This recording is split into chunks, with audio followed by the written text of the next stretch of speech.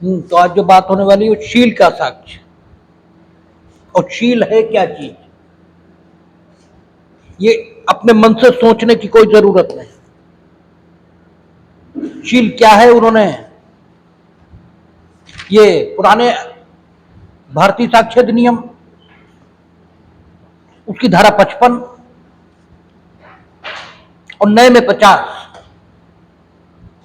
इसमें उन्होंने बता रखा है कि शील क्या है।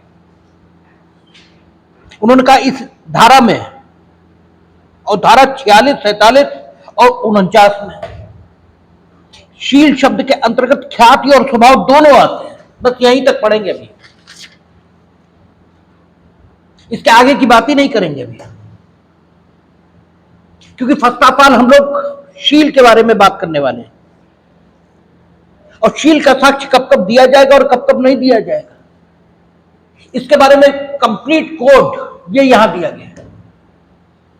शील जिसे अंग्रेजी में कैरेक्टर ये कह रहे हैं, तो जरूरी ये है कि सबसे पहले ये जाना जाए आखिर शील यानी क्या, और शील का साक्ष्य दिया गया इसका क्या मतलब है। शील, इसके बारे में क्रॉस एग्जामिनेशन सिर्फ हुआ तो क्या यह माना जाए कि शील का साक्ष्य दिया गया। अभी हम लोग वहां पहुंचे नहीं, लेकिन आप लोगों से इंडियन एविडेंस एक्ट पर बात पहले भी हो चुकी है, इसलिए आप लोगों से यह चर्चा ठीक रहेगी। प्रति परीक्षा में पूछे जाने वाले प्रश्न, यानी प्रति परीक्षा यानी क्रॉस एग्जामिनेशन में क्या क्या पूछा जा सकता है, ये सारी बातें 146, लेकिन केवल 146 में नहीं, कलंकात्मक प्रश्न कब पूछे जा सकते हैं, साक्षी की विश्वसनीयता को धक्का लगाकर उसकी जो क्रेडिबिलिटी है न्यायालय की नजर में कम, ये कब कब की जा सकती है, ये सारे सवाल जो शील से ही संबंधित और क्रॉस एग्जामिनेशन में अनुमित, यानी जब साक्षी क्रॉस एग्जामिनेशन के लिए आया है तब साक्षी की उन बातों के बारे में परीक्षा ये की जा सकती है। अब सवाल यह है कि एक साक्षी अभियुक्त के दोष को साबित करने के प्रयोजन से यह न्यायालय के समक्ष प्रस्तुत हुआ है। अभियुक्त की ओर से उसका क्रॉस एग्जामिनेशन ये शुरू हो गया, और प्रतिपरीक्षा चूंकि शील के संबंध में हो सकती है तो शील के संबंध में उसकी प्रतिपरीक्षा ये हुई। शील क्या है अभी इस पर बात नहीं कर रहे हैं, शील जो कुछ है वो है, लेकिन शील के बारे में क्रॉस एग्जामिनेशन ये शुरू हो गया क्योंकि विटनेस ये न्यायालय के समक्ष आया है।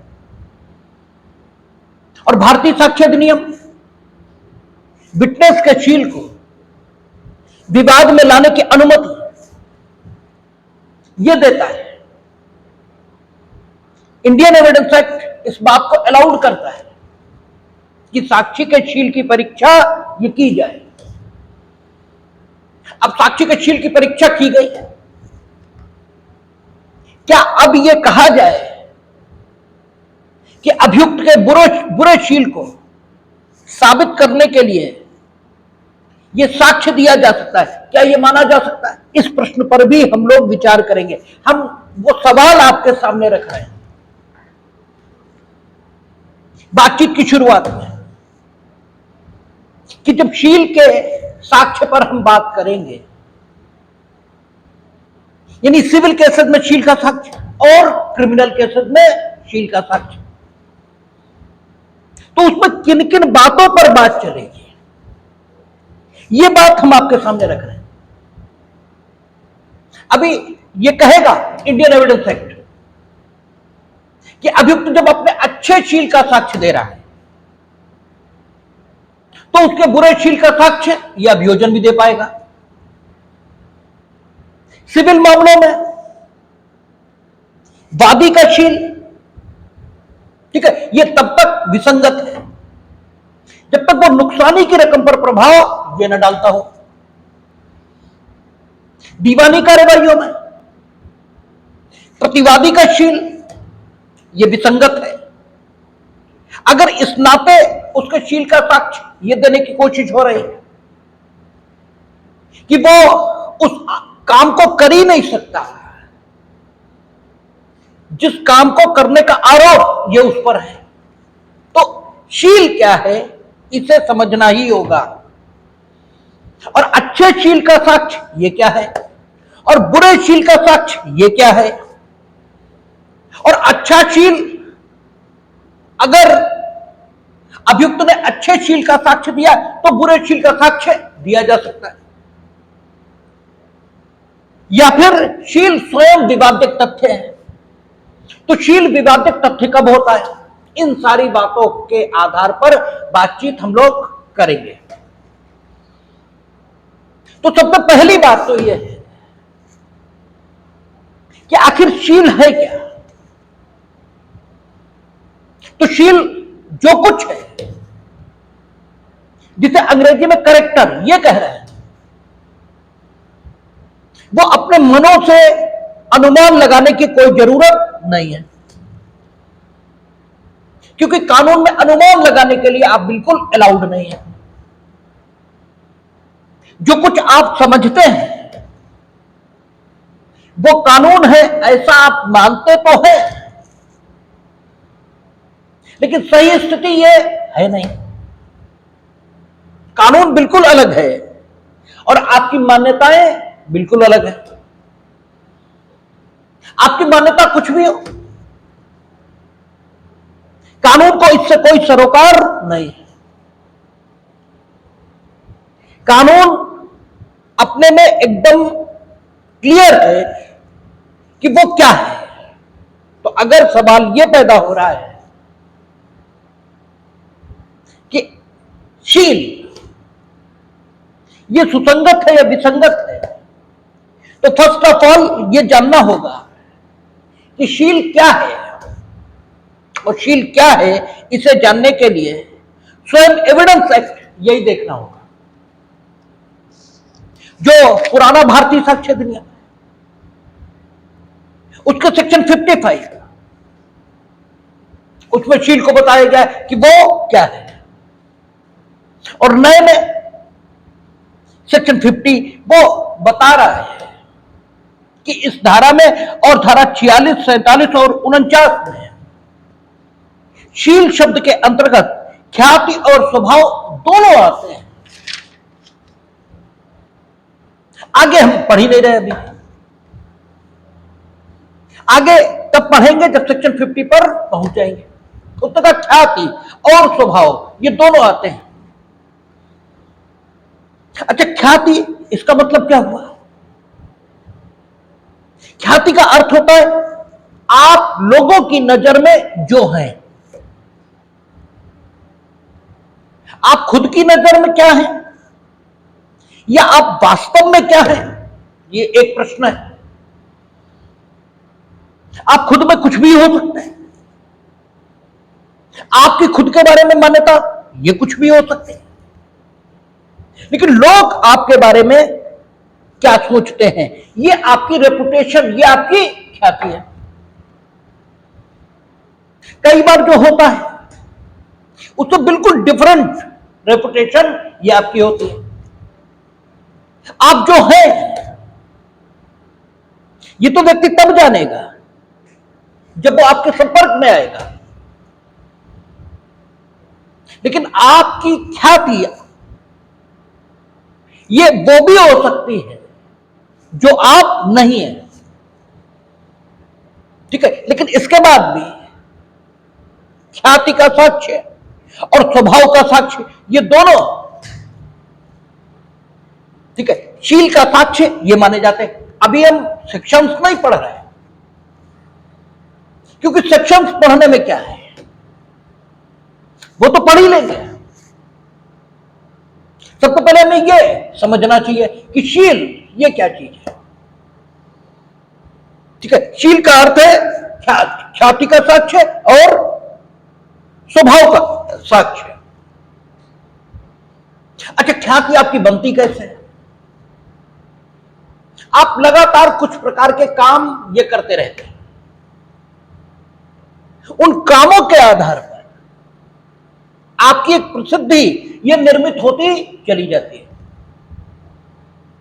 तो ख्याति का साक्ष्य, इसका मतलब यह हुआ कि लोग आपको कैसा समझते हैं। ठीक है, वो जो ख्याति आपकी निर्मित हुई, वो जिन कामों के परिणाम स्वरूप निर्मित हुई है, उन कामों का साक्ष्य ख्याति का साक्ष्य नहीं है। उन कामों का जो परिणाम है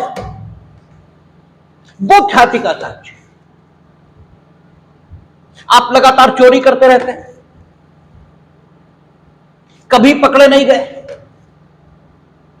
लेकिन फिर भी समाज के लोग जानते हैं कि आप चोरी करते हैं, आपकी ख्याति चोर की होगी। ये ख्याति का साक्ष्य।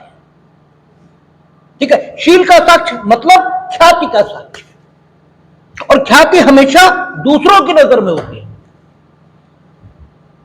ख्याति आपकी अपनी नजर में क्या है इससे मतलब नहीं है।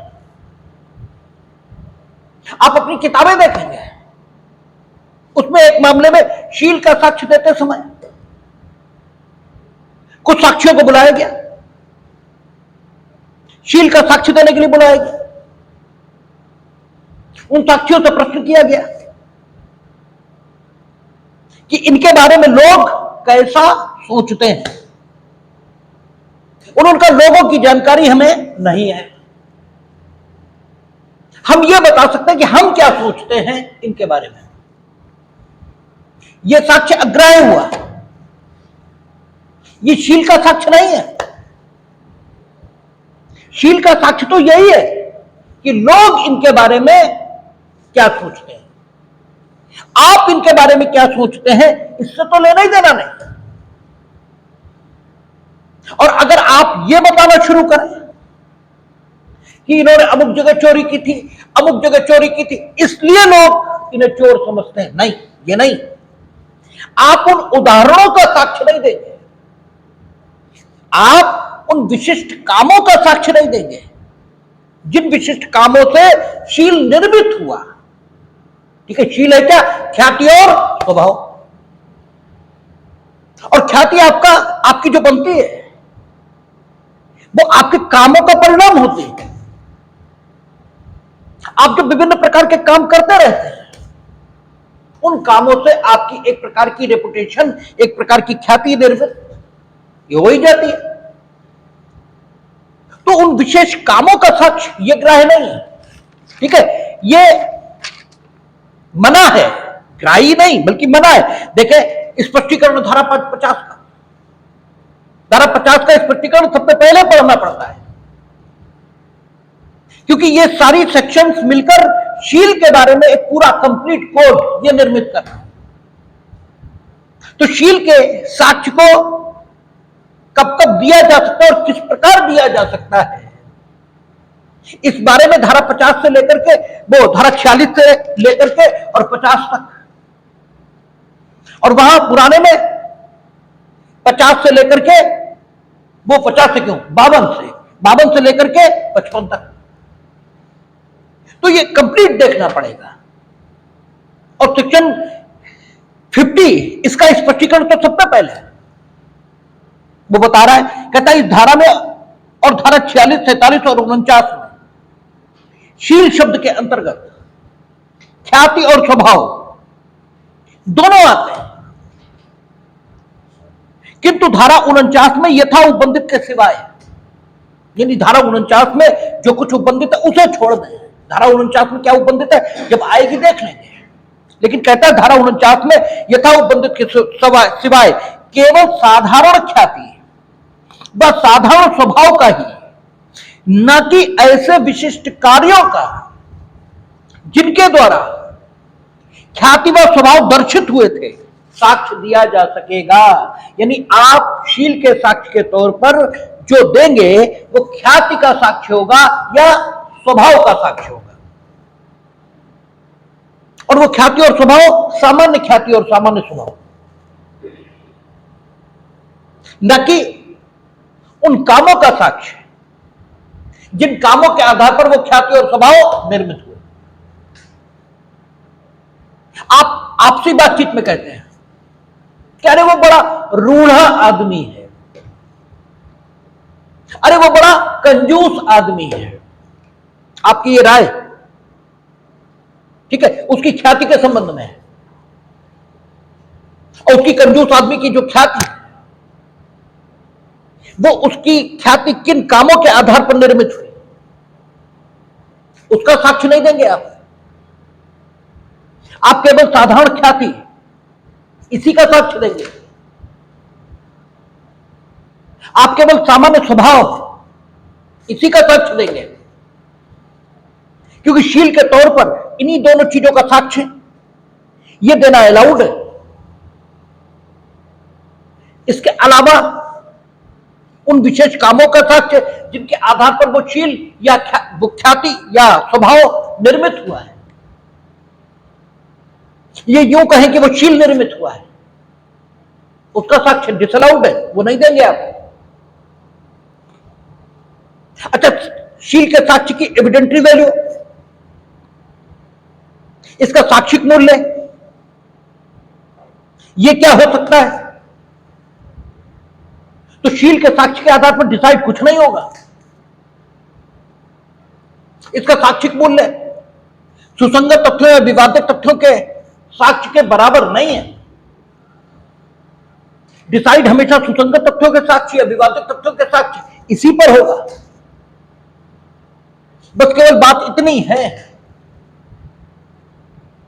कि अगर स्थिति यह हो कि सुसंगत तथ्यों के साक्ष्य या विवादित तथ्यों के साक्ष्य से मामला युक्त संदेह के परे साबित न हो रहा हो, तो अभियुक्त के शील का साक्ष्य या दीवानी मामले में प्रतिवादी के शील का साक्ष्य ये दर्शित करने की प्रवृत्ति रख सकता है कि प्रश्नगत काम इसने किया होगा, ठीक है ना। तो शील का साक्ष्य वहीं कोई सहायता ये पहुंचा पाएगा जहां विवादित तथ्यों के साक्ष्य या सुसंगत तथ्यों के साक्ष्य पर मामले को निर्णित करने लायक साक्ष्य उपलब्ध न हो। अगर मामले को निर्णित करने लायक साक्ष्य ये विवादित तथ्यों के साक्ष्य या सुसंगत तथ्यों के साक्ष्य के रूप में मौजूद है, तो फिर शील का साक्ष्य ये कोई मतलब नहीं रखता, क्योंकि शील का साक्ष्य ये उसकी सामान्य ख्याति का साक्ष्य है, ये उसके सामान्य स्वभाव का साक्ष्य है। सामान्य ख्याति व्यक्ति की वो हो सकती है जो वाकई वो हो ही ना, ठीक है। हमारे बारे में चर्चा रहती है, बहुत ही घमंडी आदमी है। हम जब कितने घमंडी हैं ये जब आप हमारे संपर्क में आएंगे तब आपको पता लगेगा। लेकिन सामान्य ख्याति यही है, ठीक है। मेरी सामान्य ख्याति कुछ और भी हो सकती है, यह भी हो सकता हम बिल्कुल वैसे ना हो, लेकिन 90% मामलों में, 90% मामलों में व्यक्ति की जो सामान्य ख्याति होती है वो वही होती है जो वो होता है। लेकिन 10% ऐसा भी हो सकता है कि उसकी ख्याति वो हो जो वो न हो, ठीक है। लोग अपने स्वभाव को बड़ा कठोर ये बनाए रखते हैं। आपको ऐसा लग सकता है वो बड़े कठोर स्वभाव के हैं, जबकि उनका स्वभाव बहुत नरम ये होता है। वो किसी को दुख और कष्ट में देख ही नहीं सकते, लेकिन फिर भी उनकी प्रसिद्धि इस ढंग की हो सकती है। तो शील का साक्ष्य, इसके मिथ्या होने की संभावनाएं बहुत ज्यादा है। इसलिए शील के साक्ष्य के आधार पर निर्णय कुछ नहीं होगा। अगर सुसंगत तथ्यों का साक्ष्य या विवादित तथ्यों का साक्ष्य मामले में है ही नहीं, तो फिर किसी प्रकार के दायित्व का अधिरोपण ये किसी पर नहीं होगा। यानी मान लीजिए बर्डन ऑफ प्रूफ साबित करने का भार अभियोजन पर है और अभियोजन अभियुक्त के दोष को साबित करने लायक साक्ष्य दे ही नहीं पाता। यानी अभियोजन ने जो कुछ दिया वो विश्वास के योग्य नहीं है, लेकिन अभियोजन ने अभियुक्त के शील का साक्ष्य यह प्रस्तुत किया है, इसलिए क्योंकि अभियुक्त ने अपने अच्छे शील का साक्ष्य यह प्रस्तुत किया था। क्योंकि अभी हम लोग देखेंगे अभियोजन को पहली बार में अभियुक्त के बुरे शील को दर्शित करने की अनुज्ञा यह नहीं है, लेकिन हां अभियुक्त अपना अच्छा शील यह दर्शित कर रहा है, तो अभियोजन भी उसका बुरा शील यह दर्शित कर सकता है। अभियोजन ने साक्ष्य दिया सुसंगत तथ्यों के संबंध में, विवादित तथ्यों के संदर्भ में। क्यों? सामान्य जो स्थिति है उसमें दांडिक कार्यवाहियों में सबूत का भार किस पर होता है? अभियोजन पर। अभियुक्त को कुछ भी साबित नहीं करना है। अभियोजन ने अपने भार को उन्मोचित करने के लिए, अपने भार को, अपने बर्डन को डिस्चार्ज करने के लिए सुसंगत तथ्यों और विवादित तथ्यों का साक्ष्य यह प्रस्तुत किया, और जो साक्ष्य उसने प्रस्तुत किया उससे मामला युक्त संदेहों के परे साबित हुआ ही नहीं। यह बिल्कुल साबित नहीं हुआ। स्थिति यह रही कि कुछ भी विश्वास के योग्य था ही नहीं, लेकिन चूंकि अभियुक्त ने अपने अच्छे शील का साक्ष्य दिया इसलिए अभियोजन ने उसके बुरे शील के साक्ष्य को यह भी प्रस्तुत किया है। अब बुरे शील का साक्ष्य इसके आधार पर अभियुक्त को दोष सिद्ध कर दिया जाए, यह बिल्कुल नहीं होगा, यह नहीं होगा। हां,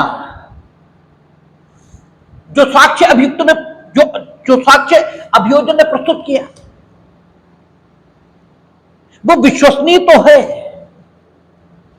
किंतु इतना विश्वसनीय नहीं लगता कि मामले को युक्त संदेहों के परे यह साबित मान लिया जाए। और अभियुक्त ने अपने अच्छे शील का साक्ष्य दिया, इसलिए अभियोजन भी उसके बुरे शील को दर्शित कर सकता है। अभियोजन ने उसके बुरे शील का साक्ष्य यह न्यायालय के समक्ष रख दिया है। अब अभियोजन के साक्ष्य की जो कमी है वो इस बुरे शील के साक्ष्य से पूरी हो सकती है। यानी बुरे शील का साक्ष्य यह है क्या? यह अभियुक्त के सामान्य स्वभाव और सामान्य ख्याति का साक्ष्य। बुरे शील का मतलब क्या हुआ? कि बस वो अच्छे शील का नहीं है और बुरे शील के अन्य कोई तकनीकी अर्थ नहीं है। यानी अभियुक्त कहता है हम अच्छे शील के हैं। जैसे एक अभियुक्त ने साक्षी प्रस्तुत किया, वो कहता है ये भले आदमी है, ये अच्छे शील का साक्ष्य है। उसे ये नहीं बताना है कि साहब हम गरीब कन्याओं का विवाह कराते हैं, हम धर्मशाले चलाते हैं, उन विशिष्ट कामों का साक्ष्य तो देना ही नहीं है। हम जानवरों को पानी पिलाते, कुछ नहीं। उसने कहा हम भले आदमी हैं। अब हम साक्ष्य प्रस्तुत कर सकते हैं जो उसकी सामान्य ख्याति और स्वभाव का साक्ष्य देंगे। वो आकर ये कह सकते हैं कि भाई लोग ऐसा इनके बारे में क्यों मानते हैं, हम ये तो नहीं बता सकते। ये बता भी सकते हो तो भी नहीं बताएंगे, ठीक है। लेकिन लोग इन्हें एक बेईमान आदमी ये मानते हैं। ये सामान्य ख्याति और सामान्य स्वभाव का साक्ष्य,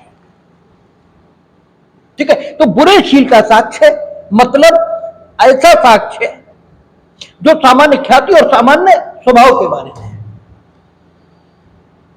और जो व्यक्ति को एक बुरा इंसान ये दर्शित करने में समर्थ है, इसे बुरे शील का साक्ष्य या शील का साक्ष्य ये कहा जाएगा। और अगर उसकी सामान्य ख्याति और सामान्य स्वभाव अच्छा है, ये साक्ष्य आ रहा है, तो वो अच्छे शील का साक्ष्य। अब सेक्शन देखें, सेक्शन 46 ये कह रहा है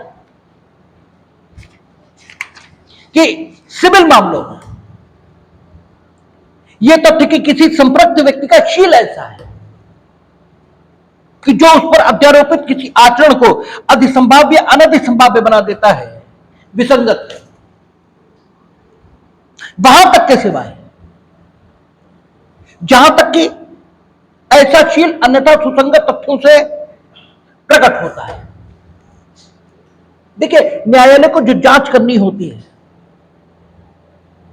वो इस विषय की जांच करनी होती है कि विवादित तथ्य अस्तित्व में थे या विवादित तथ्य अस्तित्व में नहीं थे। अगर विवादित तथ्य अस्तित्व में थे तो किसी का शील कैसा है, किसी की सामान्य ख्याति और सामान्य स्वभाव कैसा है, इससे कोई लेना देना नहीं होता। न्यायालय को जिन विषयों पर जांच करनी है, आपको साक्ष्य उसी विषय पर देना होगा। अक्सर लोगों को यह मालूम ही नहीं होता कि किस विषय पर साक्ष्य हमें प्रस्तुत करना है। ठीक है, तो स्थिति यह है कि न्यायालय को जो जांच करनी है वो इस विषय पर करनी कि विवादित तथ्य अस्तित्व में है या विवादित तथ्य अस्तित्व में नहीं है।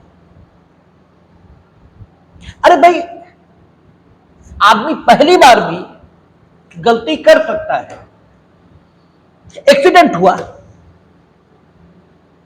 एक्सीडेंट ये मोटर यान के चालन में हुआ और वादी का कहना यह है कि आप मोटर यान के चालन में नेग्लिजेंट थे। आप मोटर ड्राइविंग जो कर रहे थे, मोटर कार की जो ड्राइविंग कर रहे थे, वो नेग्लिजेंटली कर रहे थे और नेग्लिजेंटली ड्राइविंग करने के कारण दुर्घटना यह हुई है। अब नेग्लिजेंट ड्राइविंग ये पहली बार भी हो सकती है और नेग्लिजेंट ड्राइविंग आदतन आप करते हो, ये भी हो सकता है। अगर आप आदतन नेग्लिजेंट ड्राइविंग करते हो तो आपकी सामान्य ख्याति और सामान्य स्वभाव इसी ढंग का होगा। अब सवाल यह है कि वादी का यह कहना है कि ये नेग्लिजेंट ड्राइविंग कर रहे थे। आप अपने अच्छे शील का साक्ष्य दे रहे हो कि आज तक एक भी आदमी ऐसा नहीं है जो ये कह रहा हो कि हम नेग्लिजेंट ड्राइविंग करते हैं। भाई, ख्याति और स्वभाव ये इसका साक्ष्य ये इस ढंग का आ सकता है जो ये दर्शित करता हो कि आपकी आदत नेग्लिजेंट ड्राइविंग की है ही नहीं, आप बहुत केयरफुल होकर ड्राइविंग करते हो, ये आपकी सामान्य ख्याति और स्वभाव। लेकिन उस पर्टिकुलर मोमेंट पर, उस विशेष क्षण पर किसी भी कारण से अपनी ड्राइविंग ये करने के दोषी ये हो सकते। आपको किसी स्थान पर जल्दी पहुंचना था, कोई और कारण था, तो ये कोई बात नहीं है कि अगर सिविल लायबिलिटी से संबंधित मामला है तो आप ये कहो कि हम पर अध्यारोपित जो आरोप है, हम पर जो इंपोज एलिगेशन है, ये केवल इसलिए सच नहीं हो सकता कि हमारा शील ऐसा है, और शील का मतलब ख्याति और स्वभाव का साक्ष्य। तो सेक्शन 52 सिविल मामलों में प्रतिवादी के शील के साक्ष्य को विसंगत ये बनाता है। ठीक है, एज ए एडवोकेट आप जब किसी को क्रॉस एग्जामिन करें या एज ए एडवोकेट आप किसी साक्षी को न्यायालय के समक्ष परीक्षित कराएं तो आपको यह मालूम होना चाहिए कि हम किस बात का साक्ष्य दे सकते हैं और किस बात का साक्ष्य नहीं दे सकते। क्रॉस एग्जामिनेशन में हम क्या पूछ सकते हैं और क्या पूछ नहीं सकते, ये तो आपको मालूम होना चाहिए। साक्षी ने यह साक्ष्य दिया कि अमुक घटना स्थल पर 4 बजे घटना घटी थी और आप ये पूछ रहे कि घटना स्थल के आसपास क्या मकान थे, वो कहता नहीं। ठीक है, आप पूछते हो क्या दुकानें थी, वो कहता हां। अब आप ये अगर पूछ रहे हो कि दुकानों में कोई लोग रह रहे थे या रहते हैं या नहीं, ये वो कैसे बता सकता है? क्योंकि साक्षी हो सकता घटना स्थल पर पहली बार आया हो, भाई वो रास्ते से गुजर रहा था और घटना हो रही थी, सुबह 4 बजे का समय। तो उन दुकानों में लोग रह रहे हैं या नहीं रह रहे, या रहते हैं या नहीं रहते, वो कैसे बता देगा? ठीक है, आपका यह सवाल गलत है। आपको क्या पूछना चाहिए? आपको यह पूछना चाहिए जिस समय घटना घटी उस समय क्या दुकानें खुली हुई थी? अब आप कहेंगे सवाल ही बेवकूफी का है, सुबह 4 बजे कौन सी दुकान खुलती है? तो सवाल बेवकूफी का है या ठीक है, यह अलग बात है, लेकिन क्या पूछा जा सकता है और क्या नहीं पूछा जा सकता, यह दूसरी बात है। ठीक है, यह तो आप पूछ ही नहीं सकते कि उन दुकानों में लोग रहते हैं या नहीं रहते, भाई उसे क्या मालूम, और ना उसने इस तथ्य का साक्ष्य दिया है। उसने तो यह कहा है कि घटना के समय हम घटना स्थल पर मौजूद थे। अब आप उससे जो मतलब उसका जो क्रॉस एग्जामिनेशन करोगे वो तो यहीं तक सीमित रहना चाहिए कि वो घटना स्थल पर मौजूद था या नहीं। इस तथ्य की जांच करने से संबंधित जो प्रश्न हो वो आप पूछो। आप ये पूछ सकते हो कि घटना स्थल पर तुम्हारे अलावा और कौन कौन था, लेकिन आप ये कैसे पूछ सकते हो कि दुकानों में कौन कौन रहता है या रहते हैं लोग नहीं रहते? इससे क्या मतलब? और अगर आप पूछ भी रहे हो तो उसका कोई मतलब होता नहीं। तो आपको ये खूब मालूम होना चाहिए कि हम किस तथ्य का साक्ष्य दे सकते हैं और किस तथ्य का साक्ष्य नहीं दे सकते, कौन सा तथ्य सुसंगत है, कौन सा तथ्य विसंगत है। हालांकि इस बात का भी कोई बहुत मतलब नहीं है। बहुत मतलब नहीं कहने का अर्थ यह है कि जो विसंगत नहीं, जो सुसंगत नहीं, वो अगर पूछ भी लोगे तो ये न्यायालय की ड्यूटी है। वो जब डिसाइड करेगा तो जो विसंगत है वो हटा देगा और जो सुसंगत है वो ग्राह्य कर लेगा। और तुम्हारी मूछें तो मुवक्किल के सामने ऐठी ही रहेगी कि हमारे वकील साहब ने 5 घंटे जिरह की। क्रॉस एग्जामिनेशन को कचहरी की भाषा में जिरह बोलते हैं। ठीक है, आपकी मूछें तो ऐठी रहेंगी कि हमारे वकील साहब ने 60 पेज जिरह की, 1.5 घंटे जिरह चली, 2 घंटे जिरह चली, 4 दिन जिरह चलती रही। पूछा क्या, ये तो बताओ। जो पूछा वो सब विसंगत, और सिर्फ इसलिए पूछने दिया जज ने या अपोजिट काउंसिल ने कि महाराज और समय न बर्बाद करो, जितना कर रहे हो इतना ही करो। क्योंकि अगर तुमको भाई ये कहो कि आप नहीं पूछ सकते, अब झंझट शुरू हो गया। भाई अब तो झंझट होगा, झंझट होगा तो तुम पूछोगे, जज डिसअलाउड करेगा अगर समझदार होगा, और डिसअलाउड करेगा तो वो सब लिखा जाएगा, लिखा जाएगा। अब आप चाहे तो रिवीजन में जा सकते हैं, तो मामला और लेट होता चला जाएगा। इससे बेहतर यह है कि तुम अपनी मूर्खता का जितना प्रदर्शन करना चाहते हो करो, कोई फर्क तो पड़ता नहीं, कर लो भाई। अच्छा, हम भी चुप खड़े हैं, यानी अपोजिट काउंसिल जो है वो सिर्फ इसलिए चुप खड़ा रहता है कि अगर बोलेंगे तो अभी ये 1.5 घंटा और लगाएंगे। अभी इन्हें 10 मूर्खता के सवाल किए हैं, फिर 50 और करेंगे, ठीक है, और उसका मतलब कोई नहीं है। जब मूल्यांकन होगा तो इनकी इन बातों का अर्थ कोई नहीं है, करने दो। तो इसलिए भी वहां लोग चुप खड़े रहते हैं। और उन वकील साहब जैसे वो लोग आए थे, उन वकील साहब जैसे लोगों की मान्यता यह बनती है कि एविडेंस एक्ट कचहरी में चलता ही नहीं, मान्यता यह बनती है, जबकि यह बिल्कुल गलत है। एविडेंस एक्ट इसी के मुताबिक मूल्यांकन होगा। वो कह रहा सिविल मामलों में विसंगत, ठीक है, यह बात विसंगत है कि प्रतिवादी यह कहे कि उस पर जो अध्यारोपित आरोप, उसका चील ऐसा है कि वो आरोप उसके संबंध में सत्य नहीं हो सकता। ये बात ही विसंगत है। अब तुम 20 गवाह प्रस्तुत कर रहे हो इस तथ्य पे,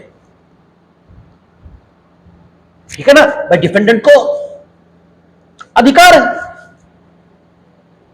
ठीक है, सिविल मामलों में डिफेंडेंट ही कहेंगे।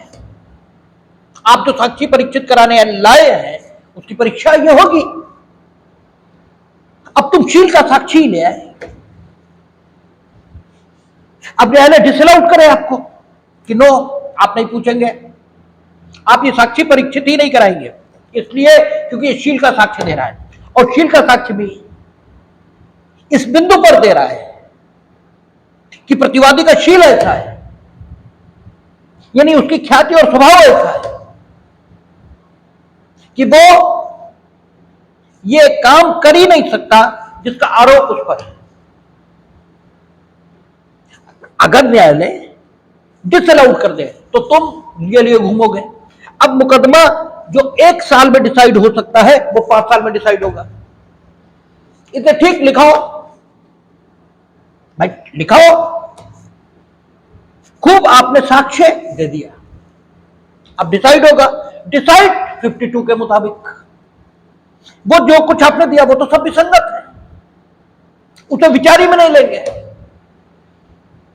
और जो अन्य साक्ष्य मौजूद होगा उसके आधार पर डिसाइड हो जाएगा। और फिर आप बताएंगे कि बेईमानी हो गई है, फिर आप बताएंगे बेईमानी हो गई, और 20 तरीके के आरोप आप लगाते घूमेंगे।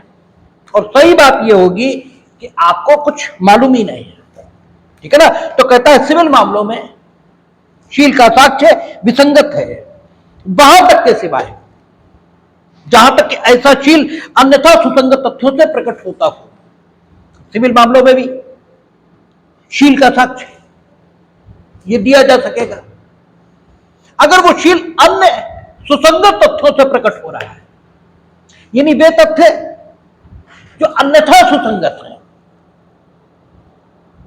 अन्यथा सुसंगत जैसे सेक्शन 14 है, सेक्शन 15 है। सेक्शन 14 क्या कहता है? पुराने भारतीय साक्ष्य अधिनियम का धारा 14 और 15 बोल रहा है, नई में तो 12 और 13 आएगा, 12 और 13 ही है ना, ठीक है। उसमें क्या कहता है कि जब कभी मन की दशा, ठीक है, ये विवादक हो तो ऐसा प्रत्येक तथ्य न्यायालय के समक्ष दिया जाएगा जो मन की दशा के अस्तित्व को दर्शित करता हो। जब कभी कार्य आकस्मिक है या साक्ष्य है, यह प्रश्न होगा, तो ऐसा प्रत्येक तथ्य न्यायालय के समक्ष प्रस्तुत किया जाएगा जो दर्शित करने की प्रवृत्ति रखता हो कि कार्य आकस्मिक था या साक्ष्य था। न्यायालय के समक्ष मोटर यान दुर्घटना का मामला है, मोटर व्हीकल एक्सीडेंट से संबंधित मामला यह विचाराधीन है। एक्सीडेंट ये कैसे होता है? आकस्मिक। एक्सीडेंट तो यानी दुर्घटना, ये तो आकस्मिक है। और अगर साक्ष्य की गई है तो फिर वो दुर्घटना थोड़ी है, फिर तो वो घटना है। और घटना आपराधिक भी हो सकती है और घटना अन्य प्रकार की ये भी हो सकती है। तो सवाल यह है कि आप उसी तरीके से पहले से उसी प्रकार की घटनाएं कारित करते आए हैं, तो वो साक्ष्य धारा 13 में सुसंगत है। उससे आपका शील भी प्रकट हो रहा है, तो होता रहे, ठीक है, क्योंकि ये शील अन्यथा सुसंगत तथ्यों से प्रकट हो रहा, तो अन्यथा सुसंगत तथ्यों का साक्ष्य तो दिया ही जाएगा। शील केवल प्रतिवादी का विसंगत हो जाएगा। तो ये आपका सेक्शन 46। सेक्शन 47 कहता है दांडिक मामलों में पूर्वतन अच्छा शील सुसंगत है। दांडिक कार्यवाहियों में यह तथ्य सुसंगत है कि अभियुक्त अच्छे शील का है, यानी अभियुक्त को अपने अच्छे शील का साक्ष्य देने की पूर्ण स्वतंत्रता है, वो खूब दे अपने अच्छे शील का साक्ष्य। लेकिन अगर उसने अच्छे शील का साक्ष्य नहीं दिया है तो आप बुरे शील का साक्ष्य नहीं देंगे। और अगर एज ए एडवोकेट आपको यह बात पता है तो वहां भी काम आती है, क्योंकि वहां अभियोजन अक्सर अभियुक्त का आपराधिक इतिहास इसे मंगाने के लिए समय लेता है, ठीक है। अब अभियुक्त का आपराधिक इतिहास ये अगर मंगाने के लिए समय मांग लिया है अभियोजन ने, तो उस बीच आप रहेंगे कहां? जेल। जेल यानी न्यायिक अभिरक्षा में, और न्यायिक अभिरक्षा में सामान्यतः व्यक्ति जेल में ही रहता है। अब स्थिति यह है कि अगर अभियोजन किसी भी ढंग से आपराधिक इतिहास न मान पाए, अगर कोई ऐसी सूरत निकल आए जिसमें अभियोजन आपराधिक इतिहास नहीं मंगा सकता, कानूनन यह स्थिति आ जाए, तो पोजीशन क्या बनेगी कि आप उस क्षण बेल मांगने के अधिकारी होंगे जिस क्षण आप अभिरक्षा में आ गए। और कानून यह कहता है कि आपके द्वारा प्रस्तुत की गई एप्लीकेशन का एज सून एज, जितनी जल्दी संभव हो उतनी जल्दी डिस्पोजल ये होना चाहिए। बेल आपको मिलनी चाहिए ये नहीं, लेकिन निस्तारण आप दे रहे हो तो दो, नहीं दे रहे खारिज करो, लेकिन एप्लीकेशन का डिस्पोजल ये तत्काल होना चाहिए। अब सामान्य नियम वहां यही है कि अभियोजन भी अपनी बेल एप्लीकेशन में ये लिखकर आता है, अभियोजन कह रहा है बचाव पक्ष, कि अभियुक्त पर आरोपित अपराध प्रथम दृष्टया असत्य है, यह कहकर आता है, और साथ ही साथ वो ये भी कह के आता है कि हम एक अच्छे और भले आदमी हैं। अब अगर बेल एप्लीकेशन में यह लिखा है तब तो अभियोजन उसका बुराशील दर्शित कर सकता है और उसका आपराधिक इतिहास मंगा सकता है, लेकिन उसने अपनी एप्लीकेशन में लिखा ही नहीं है। हम एक भले आदमी, हमें ये लिखना जरूरी थोड़ा ही है। हम ये कह रहे हैं हमने ये अपराध नहीं किया, हमने पिछले 100 किए, ये 101वां नहीं किया। बेल तो हम इसमें मांग रहे हैं,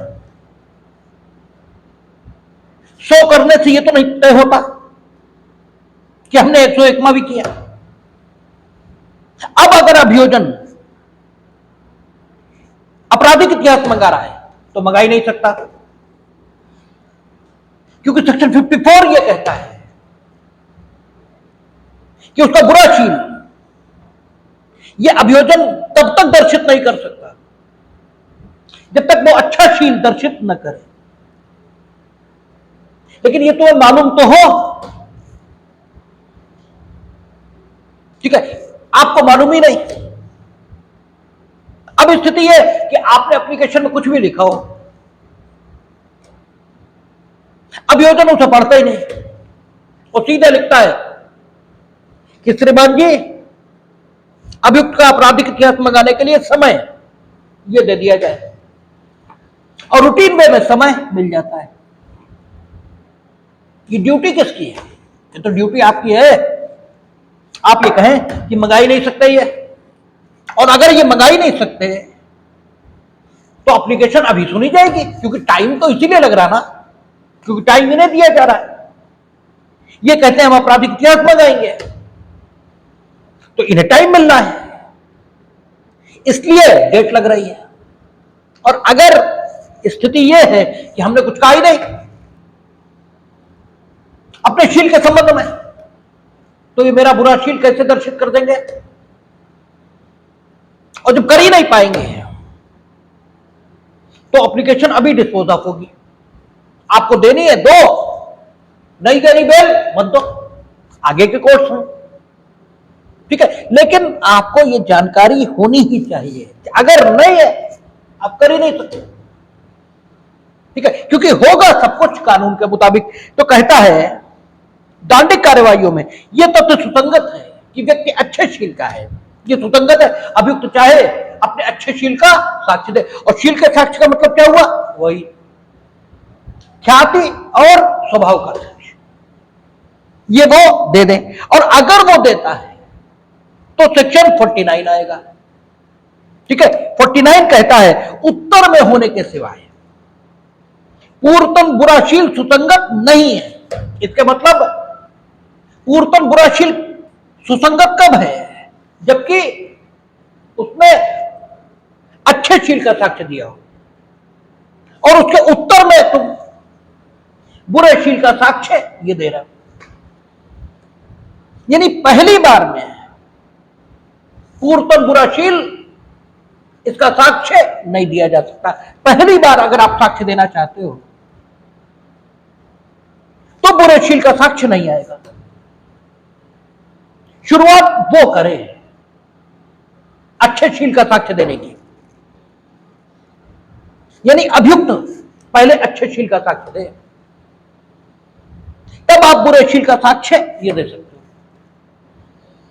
हो। उसने अच्छे शील का साक्ष्य नहीं दिया तो आप बुरे शील का साक्ष्य क्यों देंगे?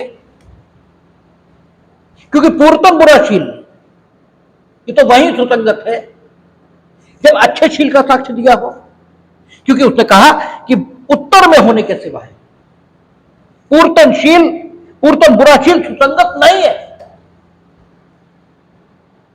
केवल एक ही दशम सुसंगत है। वो कब? जब उत्तर में हो। अगर उत्तर में नहीं है तो पूर्वतन बुराशील विसंगत है, उसका साक्ष्य नहीं आएगा। कहता है कि दंडिक कार्रवाइयों में यह तथ्य कि अभियुक्त बुरे शील का है, विसंगत है, जब तक कि इस बात का साक्ष्य न दिया गया हो कि वह अच्छे शील का है, जिसके दिए जाने की दशा में वह सुसंगत हो जाता है। जब तक बुरे शील का, ठीक है, अच्छे शील का साक्ष्य नहीं दिया तब तक बुरे शील का साक्ष्य ये आप नहीं देंगे, ठीक है। यह धारा उन मामलों को लागू नहीं है जिनमें किसी व्यक्ति का बुरा शील स्वयं विवादित तथ्य है, ठीक है। बुरा शील स्वयं विवादित तथ्य है, ये किन मामलों में होता है? जैसे रेप केसेस होते हैं, उनमें बुराशील स्वयं विवादित तथ्य होता है। बुराशील कब विवादित तथ्य होता है? जैसे क्रूरता के आधार पर तलाक मांगा गया है, क्रूरता के आधार पर मांगा है तो व्यक्ति क्रूर है, यह स्वयं विवादित तथ्य है, ठीक है। क्रूरता ही तो विवादित तथ्य है, क्योंकि आपने तलाक किस पर मांगा है? क्रूरता पर। अब क्रूरता पर तलाक मांगा है तो क्रूरता साबित होगी तभी तो वो अधिकार, दायित्व, योग्यता, निर्योग्यता ये उत्पन्न होगी जिसकी मांग आप कर रहे हो। तो क्रूरता अपने आप में, ठीक है, शील से संबंधित बात है। तो जहां शील स्वयं विवादित तथ्य है वहां यह मामला, यह बात लागू नहीं है, ठीक है। बलात्कार का, हालांकि ये सेक्शन 49 ये सिविल मामलों को लागू नहीं है, ये क्रिमिनल मामलों को ही लागू है, ठीक है ना। इसलिए बलात्कार संबंधी आरोप जो है, बलात्कार संबंधी अपराध जो है, उसका उदाहरण यहां ज्यादा ठीक है कि अगर व्यक्ति पर बलात्कार का आरोप है, ठीक है, तो स्थिति यह है कि उसका पूर्वतन बुराशील स्वयं विवादित तथ्य है और वो सुसंगत है। आगे कहता है पूर्व दो सिद्धि बुरे शील के साक्ष्य के रूप में सुसंगत है। ठीक है, पूर्व दो सिद्धि ये मन की दशा को दर्शित करने के कारण धारा 12 और पुराना भारतीय साक्ष्य नियम धारा 14 उसके अंतर्गत भी सुसंगत है। और यहां वो पूर्वतन बुराशील इसके अस्तित्व को दर्शित करने, ठीक है, उसके लिए भी यहां सुसंगत घोषित की है। तो आपका ये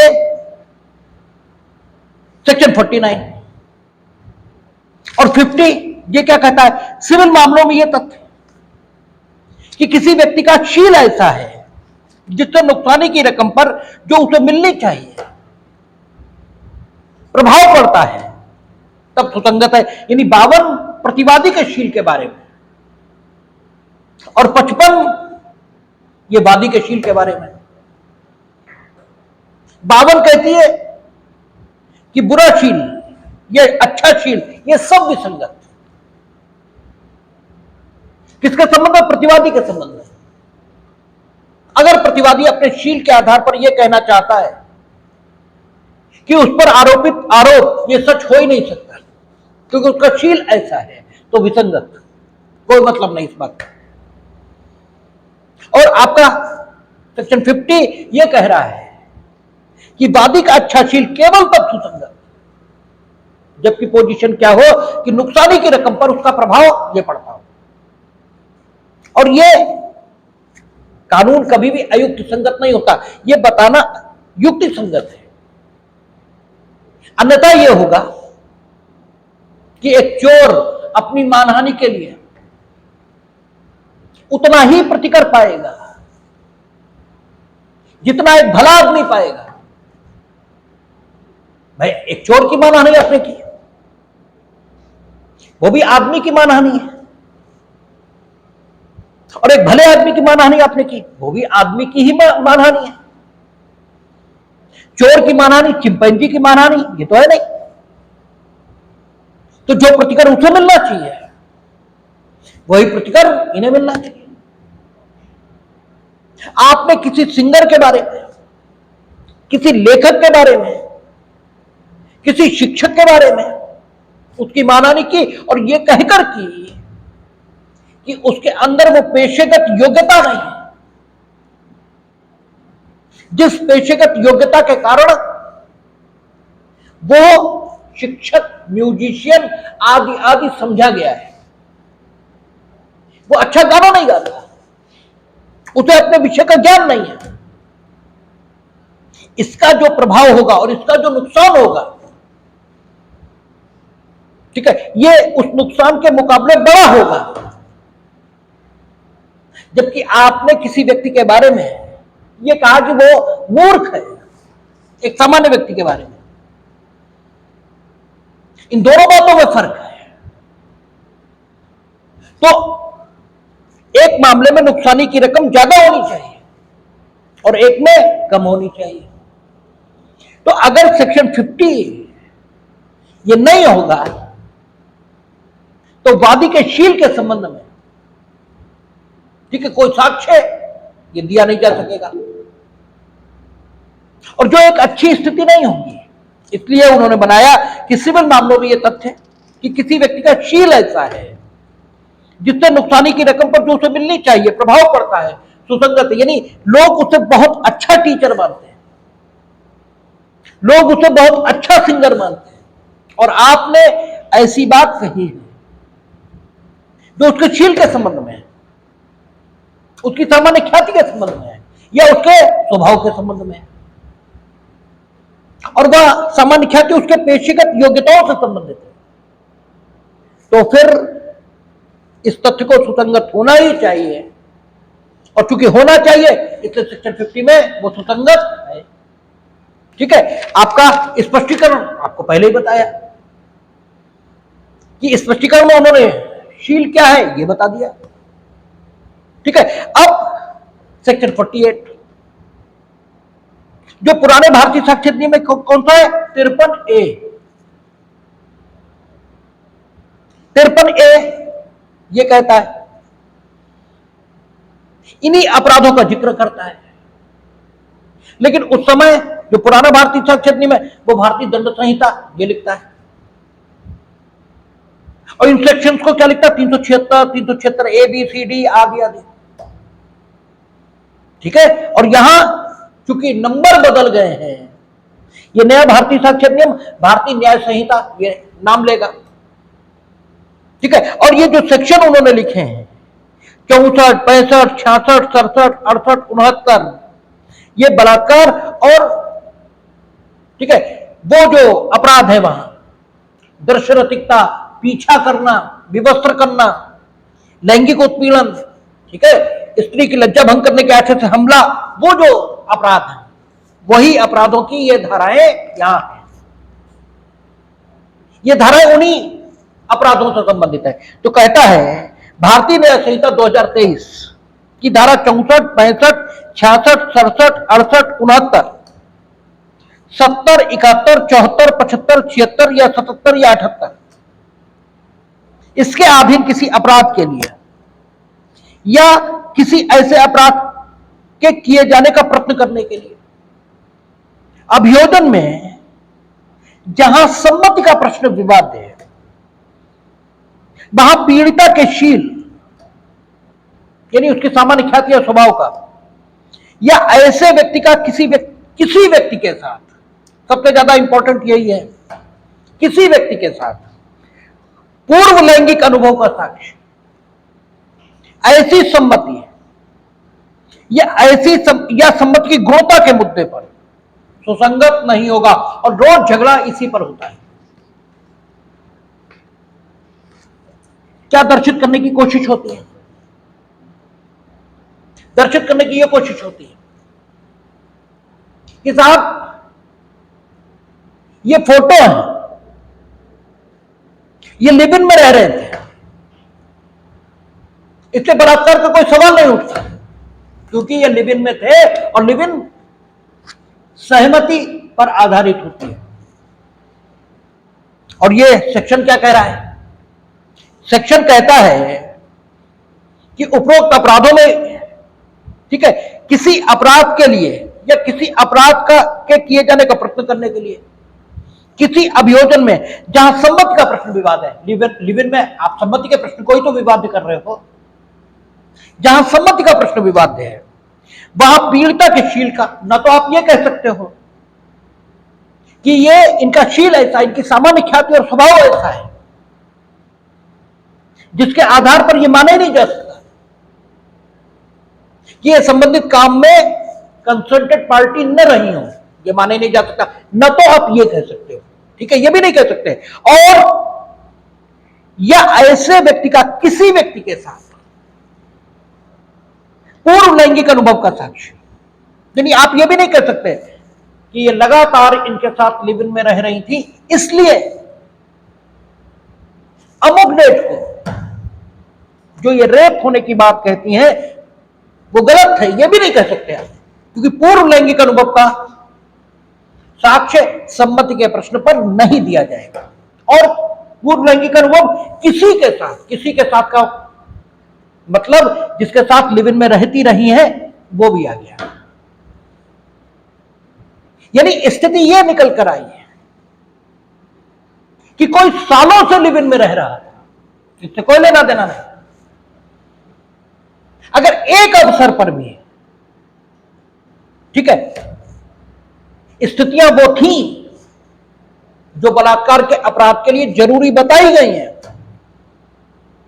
तो इस बात का कोई अर्थ नहीं है कि पिछले 50 वर्षों से वो लिव इन में रह रहे थे, क्योंकि जहां सम्मति का प्रश्न विवाद है वहां पीड़िता के शील का साक्ष्य ये दिया ही नहीं जाएगा और न ये साक्ष्य दिया जाएगा कि किसी व्यक्ति के साथ भी उसका कोई पूर्व का लैंगिक अनुभव है, और किसी में सब शामिल है। ठीक है, किसी व्यक्ति का, कानून में जो शब्द इस्तेमाल होता है हमेशा वो शब्द महत्व का होता है, उस शब्द पर जोर और उस शब्द पर, ठीक है, उसका ठीक से अर्थ ये निकालना चाहिए। किसी व्यक्ति का लैंगिक अनुभव, किसी व्यक्ति के साथ लैंगिक अनुभव, इसका साक्ष्य नहीं दिया जा सकता। ये पूर्व में 53A था, अब ये आपका 48 ये हो गया। और ये ABCD यही सब हटाने के लिए तो नए अधिनियम लाए गए। तो वो आपका शील का साक्ष्य, ये कंप्लीट कोड है, ये आपको बता दिया गया। अब रिलीवेंसी ऑफ फैक्ट खत्म। अब तथ्यों की सुसंगति से संबंधित सारे उपबंध समाप्त हो गए। अब हम लोग जो बात करेंगे वो किस पर करेंगे? Judicial notice. किन तथ्यों का जुडिशियल नोटिस लिया जाएगा? ठीक है, जुडिशियल नोटिस का मतलब क्या हुआ?